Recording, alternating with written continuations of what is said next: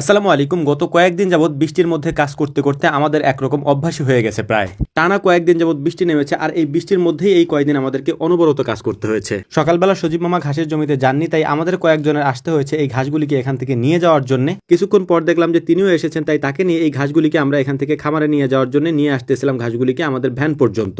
গত কয়েকদিনের টানা বৃষ্টির কারণে ঘাসের জমিগুলিতে পানি জমে গিয়েছে। এই পানির মধ্যে দিয়ে এই ঘাসগুলিকে আনতে হচ্ছে, এবং এখন যদি এই ঘাসগুলিকে আমরা না কাটি, পরবর্তীতে এই ঘাসগুলি কাটতে গেলে ঘাসের মধ্যে পানি হয়ে গেলে তখন ঘাসগুলি আর বাঁচবে না। তাই পুরো বর্ষা আসার আগে এই ঘাসগুলিকে আমরা কেটে ফেলছি, যাতে করে বর্ষার সিজনে এই ঘাসগুলি একটু বড় থাকে, এবং পানি যদি হয়ও তখন ঘাসগুলি মারা যাবে না, পানির মধ্যেও এই ঘাসগুলি বেঁচে থাকবে। কিন্তু যদি ঘাসের গোড়াগুলি পানির নিচে তলিয়ে যায়, অর্থাৎ অঙ্কুরিত এই গোড়াগুলি যদি পানির নিচে তলিয়ে যায়, তাহলে ওই ঘাসকে আর বাঁচানো সম্ভব না, ওইটা পানির নিচে গিয়ে পচে মরে যাবে। এই ঘাসগুলির একটু বেশি বয়স হয়ে গিয়েছে, এর পাশাপাশি টানা কয়েকদিন বৃষ্টির কারণে এই ঘাসের পাতা পরে পাতাগুলি পচেও গিয়েছে। এগুলি আমরা আলাদা করে তারপর এইগুলিকে আমাদের মেশিনে দিয়ে ছোট ছোট করে কেটে তারপর গরুর সামনে আমরা দেওয়ার চেষ্টা করবো ইনশাআল্লাহ। টানা ভারী বর্ষণের কারণে আমাদের যে কয়েকটা ঘাসের জমি রয়েছে তার ম্যাক্সিমাম ঘাসের জমিগুলিতেই পানি জমে গিয়েছে। তাই এই জমিগুলি থেকে আমরা পানির লাইন করে দিচ্ছিলাম, যাতে করে এক আইল দিয়ে আর এক আইলে পানিটা চলে যেতে পারে, মানে অন্য জমিতে চলে যায়। এবং আমাদের এখানে সুন্দর করে একটা ড্রেনেজ ব্যবস্থা আছে, সেখান দিয়ে পানিগুলি আমাদের যে পাথার আছে সেখানে চলে যায়। আমরা সেই ব্যবস্থাটাই করে দিচ্ছিলাম। বৃষ্টির কারণে রাস্তাঘাটে কাদা হয়ে যায়, এই কাদার মধ্য দিয়ে আমাদের এই গাড়ি টেনে তারপর ঘাসগুলিকে খামার পর্যন্ত নিতে আমাদের অনেক কষ্ট হয়ে যায়, যদিও এই বর্ষা সিজনে আমাদেরকে একটু কষ্ট করতে হয়। তো যাই হোক, আলহামদুলিল্লাহ ঘাসগুলিকে রেখে আমাদের মূল যে কাজটা এখন সেটা হচ্ছে যে, যেহেতু বৃষ্টি হচ্ছে আমাদের বেশ কয়েকটা জমিতে আমরা সার প্রয়োগ করব, অর্থাৎ ঘাসের জমিতে সার প্রয়োগ করব। তাই আমরা আগে থেকে সারগুলিকে এনে কোন জমিতে কতটুকু লাগবে এটা আমরা আলাদা আলাদা বস্তার মধ্যে রেখে দিয়েছিলাম, এবং আমাদের ঘাসের জমিতে আনার পর এটাকে আমরা মিক্সড করে নিচ্ছিলাম। এখানে ডিএপি সার এবং ইউরিয়া সার আছে, এটাকে মিক্সড করে আমরা এখন দিয়ে দিব আমাদের এই ঘাসের জমিগুলিতে। যদিও এখানকার